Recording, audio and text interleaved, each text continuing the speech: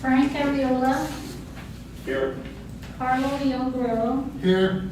Richard Sablon, Deborah Bellinger, Eloy Hara, Here. Paris Blas, Here. Rose Reno. Here. We have a quorum. Dr. Mary Opata, Here. Kenneth Bautista, Here. Simone Bollinger, Here. Attorney Rebecca Wrightson. Here. I think that's it. Thank you. Let's move forward with the recital of the mission statement. Guam Community College is a leader Here. Technical references for development. Providing students-centered Okay, section 2, approval of the minutes. Can I get a motion? Motion to approve. Second. Second. With no objection, let's review the minutes.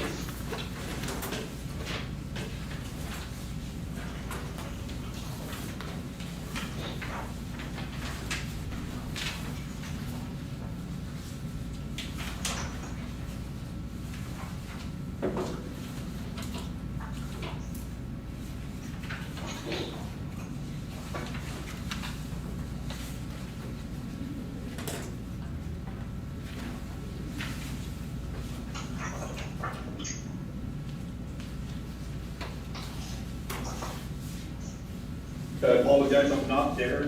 Does anybody need additional time?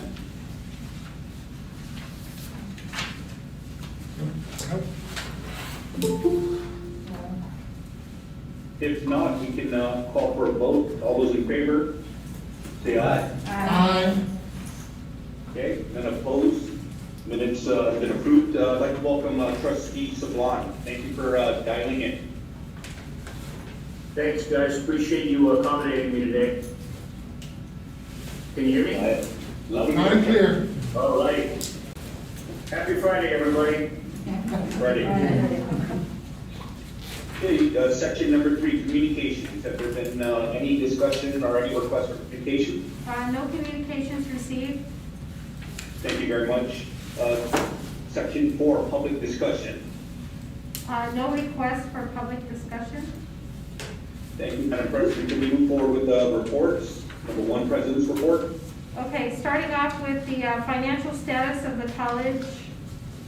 As of today, the college has received a total of $18,732,714, and this equates to $15,456,700 from the general fund, approximately $700,000 for the general fund to support LPN and vocational guidance. $2,183,723 from the Manpower Development Fund, $22,960 for the Lodging Management Pro Start Program, and $177,331 for the Capital Improvement Fund, and $192,300 for the First Generation Trust. And so based on the allotment schedule and based on our drawdown request, we have received a total of average total of 92% of the total budget. So we still have a couple weeks left of the fiscal year, and we do anticipate receiving the total appropriation for the college for fiscal year 2021. Dr. Okada, has that Yes. ever happened before? I believe the last fiscal year, we also received total appropriations, and so I want to say for the past 2 years, we have been receiving all of our appropriations. Okay, thank you very much. Yes. Good news. Good job, everyone. Okay, thank you very much. So that's the financial status of the college. Moving on to other reports, one of the first things I'd like to say is of the 293 employees that we have, that includes adjunct faculty, we have a total vaccination rate of 90.44% as of yesterday. And so that's a really good, we still have a few that are coming in, and so we have today for the remainder to come in. So just for full-time employees, we're at 93.75. So full-time permanent employees, we're at 93.75. But we have to include our adjuncts because they do have contact face-to-face with students. And so that's why we've included them in this calculation. So that's the first thing. The month of August was a really busy month because we completed many boot camps. So the medical home health care boot camp was completed with employer sponsors, Catholic Social Services, IHP, and others. IT boot camps 1 and 2, we completed those. Employer sponsors, ITME, G4S, and Docomo. HVAC engineering tech boot camp with employer sponsors, AC Sales, GMI Edison, JH Corporation, UOG, and of course GCC. Our procurement ethics class was offered as CEUs for government workers, and this is a requirement for employees that are involved in the procurement of goods and services after they complete modules 1 through 4. So this is an additional course that is required, and this is the first time we're offering the CEU course. The criminal justice pilot course for recent high school graduates was completed also, 11 out of 13 student completers. The college is currently working with Guam Behavioral Health on providing substance abuse prevention certification. In addition, there is a grant that the college has received from PREL, which is Pacific Resource for Education and Learning. It is a project to help support the CNMI public school system in developing CTE programs.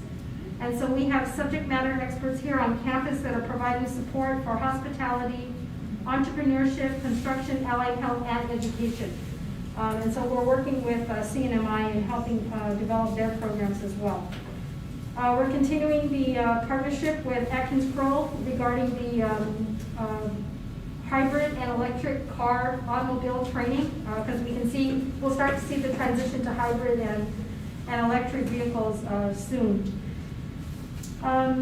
In terms of professional development opportunities, we were actually invited to participate. We had a member of the FBI here that provided information not only to the administrators, but also to faculty who are interested, based for an awareness actually, regarding counterterrorism and weapons of mass destruction. So this is just something, because we are an educational institution, for us to be aware of and to submit any indication of any maybe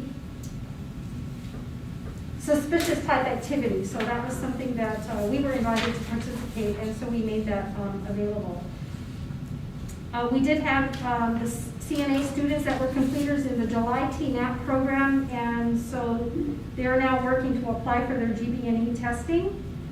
LPN students are slowly completing their NCLEX. So far, 7 students of the 19 have tested and passed, and so that's a good indication. And Dr. Mike's been really working. Congratulations. Congratulations, that's very good to hear. Thank you. So the revised curriculum has actually helped our students with addressing and passing the NCLEX, so that's great news. That's correct. I just want to make note that I have one of the graduates working with me as an LPN, and she is excellent. Very good. Yeah. Thank you, Rose. Thank you, that's great news. And then Dr. Mike's been very busy with working on articulation with the University of Guam, so he's been updating the computer science and now working on math courses. And I know he's also going to start working, or is already working on some of the science courses. So we're slowly getting more courses articulated to the University of Guam. Let's see. So one of the things I would also like to share is that while the college successfully applied for and received $200,000 as the second runner-up for the Rethink Adult Education Challenge, and this was really highlighting the ship repair boot camp that we had. We had a webinar this morning with U.S. Department of Education, and so Northampton Community College as the overall winner. They got $250,000, and as first place we got $100,000. So that webinar was done this morning at 5, and so the link will be provided. And we got a lot of really good questions from the audience or the participants regarding the boot camp and how we were able to work with employers and how that relationship, how to actually engage, because many boot camps, we do the training and then you look for the employer support at the back end. And so they were really interested on how we flip that over into a successful partnership with actually students getting employed upon completion. So we expect further support for those types of programs, primarily in pre-apprenticeship. And they will be doing a series of training opportunities that we will also look for. So this is U.S. Department of Education. Congratulations. Yeah, thank you. Yeah, President Okada, just those that completed our boot camp for CNA, where they had opportunity to get the temporary workplace permit from GBE. I believe so, because public health picked up some, and they were working with public health on, they're going to provide some funding to us so that we can hire the students and actually pay them. Yeah. So I know that That's Dean correct. Pilar and Dee has been working with GBNE to get the temporary. Yeah, because what funding. had happened is we've been giving a temporary work permit while they're working towards to their certification. JVN has been behind, as we all know, for scheduling the examinations, but at least putting them already actively in the workforce. Yes, That's what I've been working on. yes. Exactly. And then, as a couple of, other couple of things, Chairman Ariola and Chairwoman Okada should have completed the transaction for the purchase of the Workforce Development Center. I believe those documents are available or have been available. I don't know if They're back, yeah. Chairman Okada was in shortly before I came. Okay, So, and then I believe Frank is coming in today. okay. So once those documents are signed, then we'll close that up before the end of the fiscal year to complete that transfer. And today there's a media release. 2 days ago we got $475,200 to expand our solar footprint here on campus. And so that'll provide about 100 kilowatts of PV for the college. And so that is going to be the walkway from building C through 600, the student center, right before that fire lane.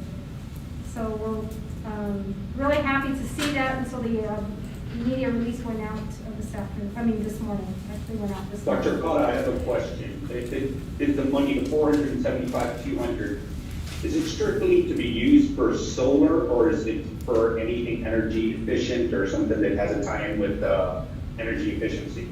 So our submission to Department of Interior for that grant was to expand the photovoltaic, the variable walkways that we have. So it does two things. It upgrades the walkways because they're oddly shaped right now because they're flat, and provides the whole barrel vault like what we have out here, but also provides the PV on them to power the walkways. And in this particular case, I believe it's going to provide also power to building C.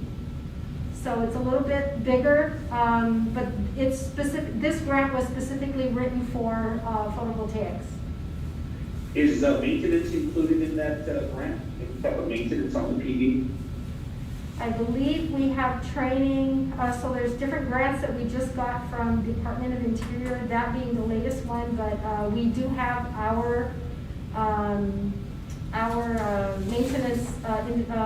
maintenance crew that are also trained to do photovoltaic maintenance on the systems. And so they're maintaining the systems that we currently have on the various buildings.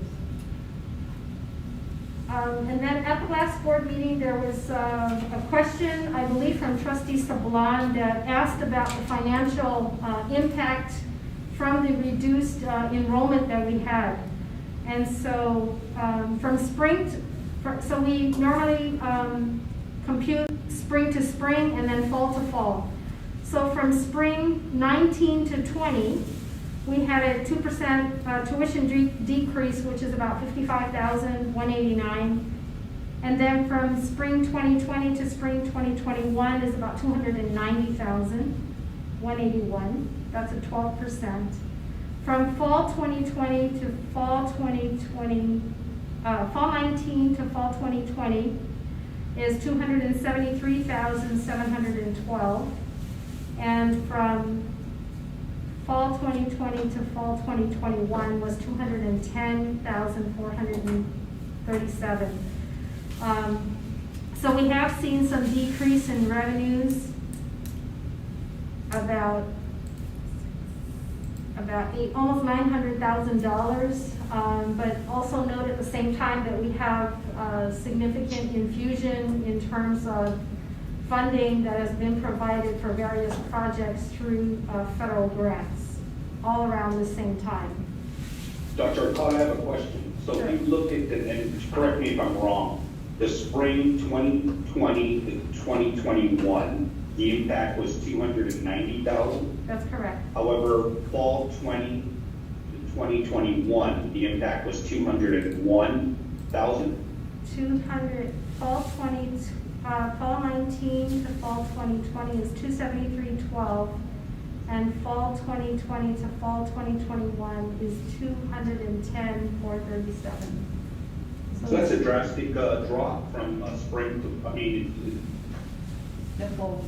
Correct, and this is, so this is based on actual tuition dollars.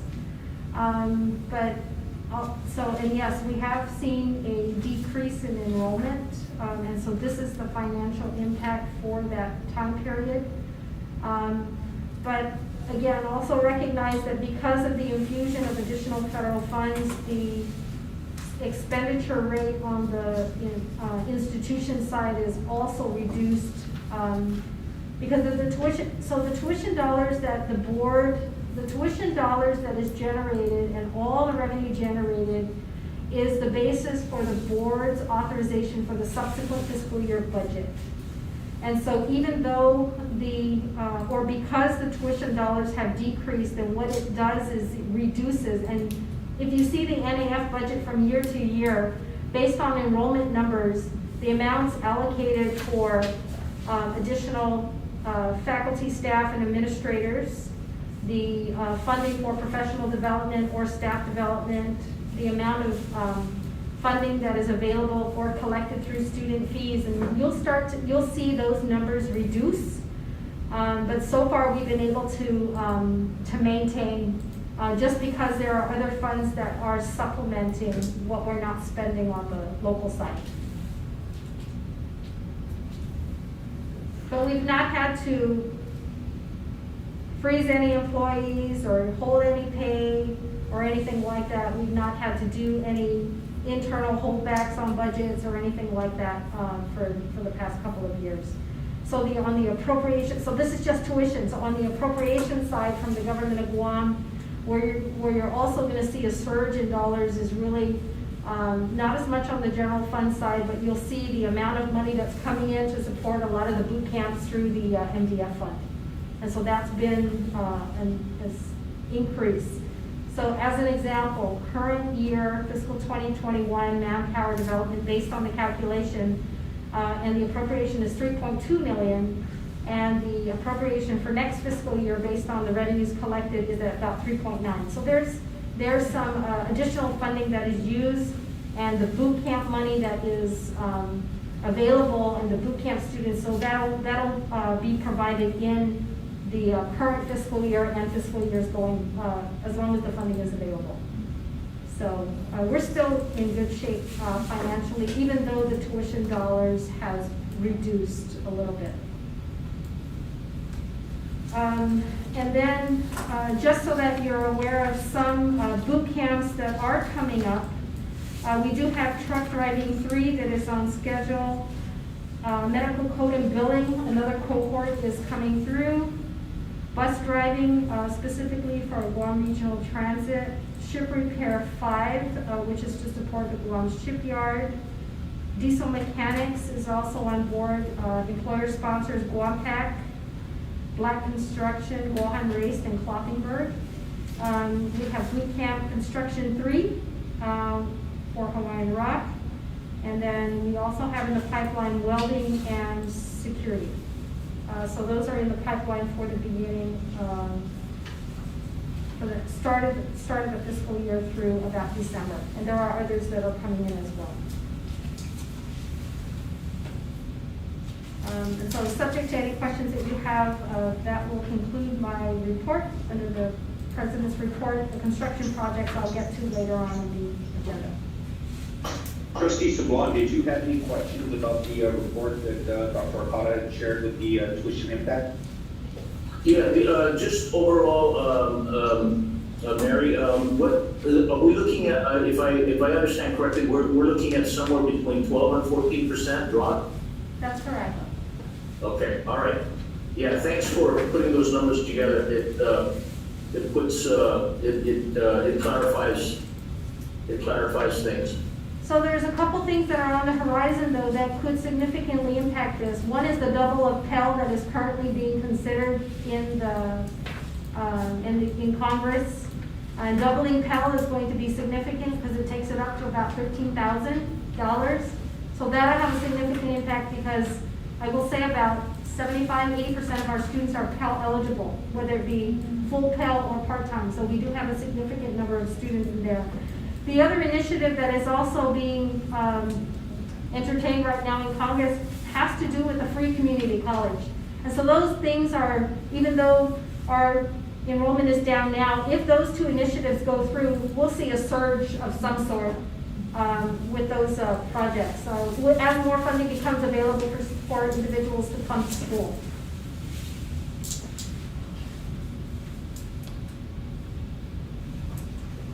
Okay, thank you, Dr. Arcata. Any of the other trustees have any questions on the president's report? No, thank you, sir. Okay. Okay, thank you. Let's move forward with the monthly activities report. Student trustee, Earth. So I prepared a report here and provided everyone with some. Number one, it was COPS's Student Organization Officer and Advisor Induction Ceremony Training and COPSA General Membership. First meeting was held on Friday, September 10, 2021. Total number of student organizations that were inducted were 18. Total number of student organizations that participated was 21. Total number of students and advisors present at the general membership meeting was 88. COPSA's next general membership meeting is held today at 1 o'clock, and it'll be face-to-face in the Allen Health Building in the lecture hall. Meet the President was held on Tuesday, 9/14, and Wednesday, 9/15. It was a virtual Zoom platform. Total number of students in attendance on Tuesday, the first day, was 129. Total number of students in attendance on Wednesday, 9/15, was 130. The Need to Lead Fall 2021 conference will be held on Friday, that's supposed to be the 1st. October 1st, 2021, from 8 to 12 p.m. This fall 2021 conference will be held virtually and registrations are ongoing. As of yesterday, 9/23, we have approximately 52 registrants. 4 skill shops that we've provided during the conference are personal discovery and career exploration, stand and deliver powerful presentations, time management, time flies but you're the pilot, managing stress and self-care strategies. And then HSSO, the Human Services Student Organization, held a self-care with Eno Wellness collective event on Friday, September 17, 2021 at 6 p.m. via Zoom. This was an event that was appreciated by students who attended and hope that we continue to hold future events like it. HSSO is also hosting another event in line with Student Prevention Month, Grief Talk, titled Dealing with Grief During the Pandemic, on Saturday, September 25th, 2021 at 12 noon. This event will be held virtually via Zoom, which is very convenient for a lot of the students and their families to attend it. Flyers are posted and being circulated to our students.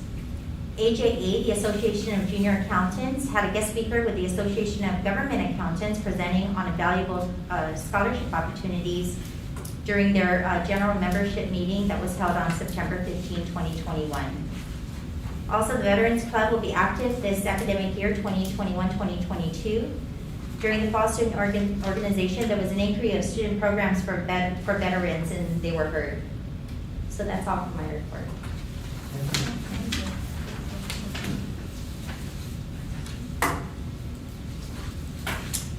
Sorry, I was speaking on you. Thank you very much for the report. We really appreciate the receiving it in advance. Thank you. No questions, can we move on to the faculty advisory members? Good afternoon, everybody. Just a few things that I wanted to mention today. First was that earlier this month, the very beginning of the month, we had our interest-based bargaining training. Of course, Chairman Ariola and Vice Chair Leandro were present, and we got to play tic-tac-toe. A version of tic-tac-toe, which we thought we were playing, but it turned out to be an interest-based bargaining activity. And I really appreciated it because the focus on solving our issues together, our collective issues, I think that was really helpful in refocusing and reminding us that we are one team, one institution, we follow one mission. And so, approaching our upcoming negotiations with that in mind can really only be beneficial to our institution and to our students, right? So it was a good training. We had some fun activities, and I think we kind of moved in a good direction. So the other thing I wanted to say was that I wanted to thank President Okada at the Meet the President event that was held.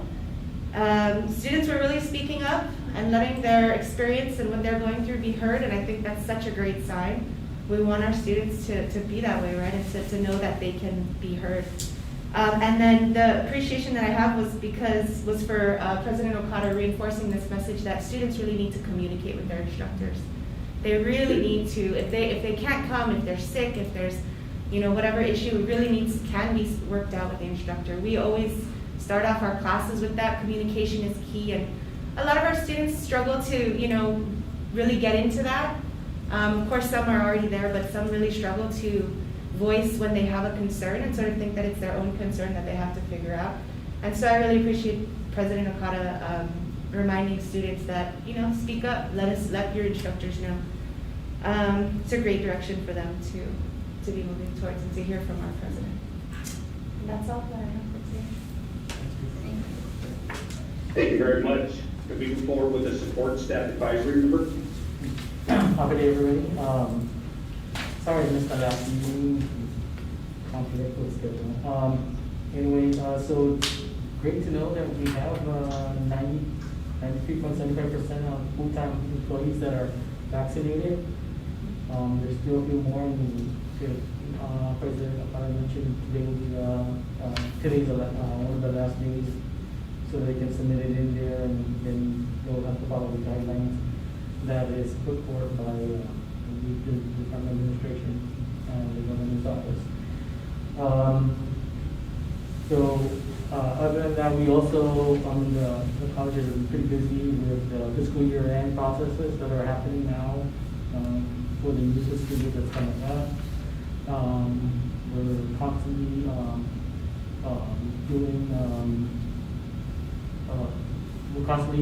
doing the cleaning and sanitizing of the open labs and the classrooms. And that brings me to one concern actually pretty much regarding, and it came from some staff, and it's regarding the notification when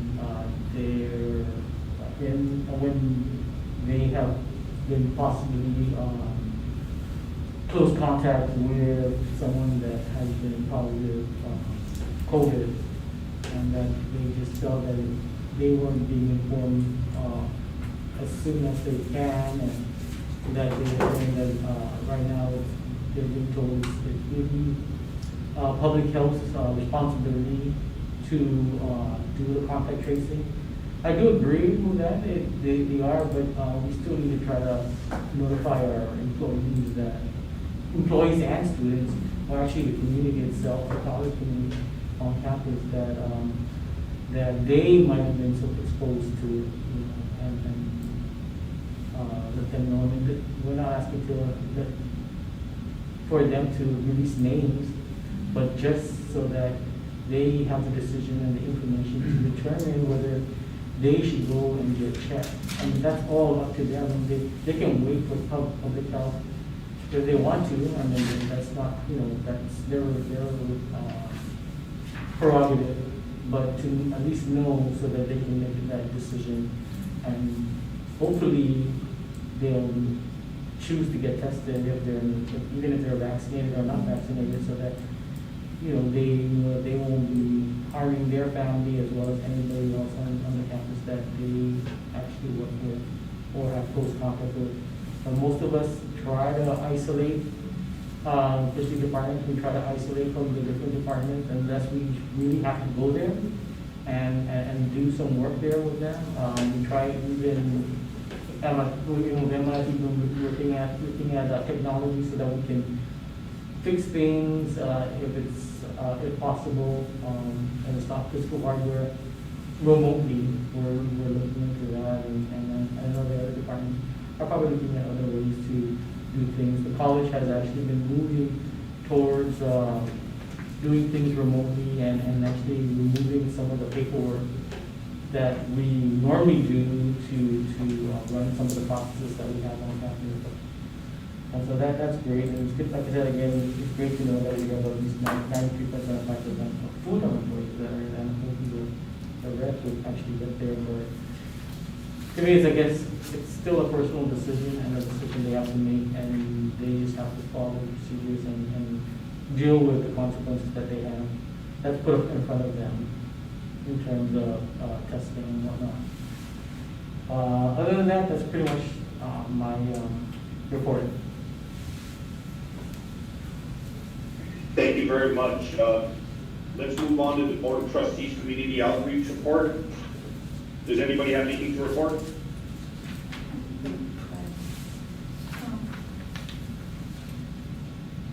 Dr. Cotto, thank you. Dr. Cotto, we had the training, the 2-day training I attended, 1 out of the 2. Okay. I was also there for the 2 days. Thank you, Trustee Jingoro. Appreciate your support. It was actually very fun. I'm sorry. It was a very I fun. do have something to report. Okay. I did the ethics training online. Oh, fantastic. Thank you, Trustee Sablan. Okay, let's move forward with unfinished business. Number 1, construction project updates. So, starting off with the forensic lab, the DNA forensic lab. The project is currently at 75.25% complete. And so that project is going very well. Moving on to building 300. Building 300 remains at 85% completion.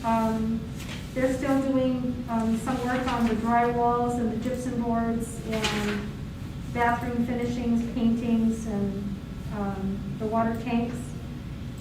The Wellness Center, so we're just waiting for the stamped building plan so that we can start running that through clearance with USDA.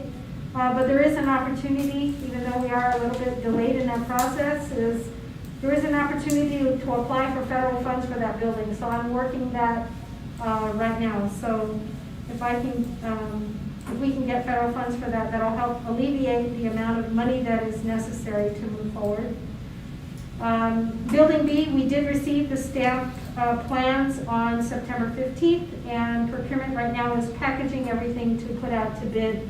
I anticipate they're going to put it out to bid in the next week or so. We've made copies of all the plans, and so it should be ready to go out soon. Workforce Development Center is currently under design, and the design team has worked with ship repair subject matter experts so that we can put in training pods for welding, construction, HVAC. So they're redesigning the building for the interior. And so that's where we are on the Workforce Development Center. And that's all I have for the construction project updates. Did you mention the Wellness Center? Yes, I did. So the Wellness Center. 800 people? Yeah, so the Wellness Center, we're just waiting on the stamped building plans, and so we can submit all of those to USDA for their review as part of our application process. And at the same time, I'm looking for, because there is federal funding that may be available to support that project, and so I'm looking into that simultaneously. And even if we run through an application for a loan and a grant, we could leverage the two and possibly not have to borrow a whole amount if we can get some grant funds. Does the funds that are included on this, does it also include all of the equipment, training equipment and so forth? Not yet, no. Not on the construction federal side, no, it will not. And Okay, then- because that's gonna be a large amount. That's especially correct. with the gym and, basketball, volleyball court area. Okay, That's correct. that's my But only we- question. But if we do get some federal funds for the building construction, then we can still pursue the USDA loan and include the equipment necessary for that as well. And then just to follow up on the, I know trustee Bellinger did ask about the land. I'm waiting for an update on the land that's adjacent to GCC. So I should get that information from the individual later on this week. And that's all I have. Thank you very much, Madam President.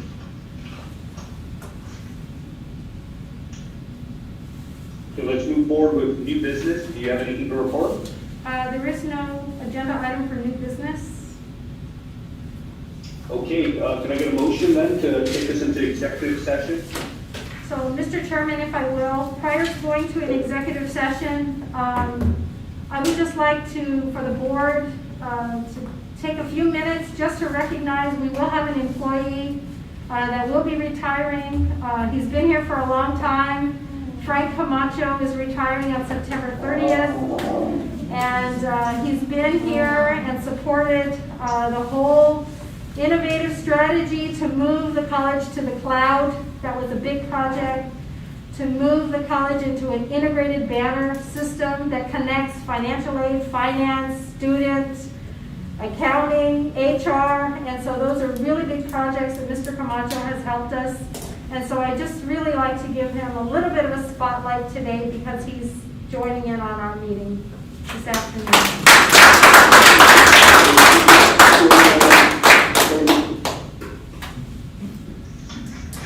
Mr. Camacho, representing the board, I do want to recognize your successful career at the Guam Community College. We appreciate your dedication. I've watched you in progress, and I've seen over the last 13 years the improvements at the Guam Community College. And just from the board standpoint, I wanted to congratulate you. Thank you. Thank you.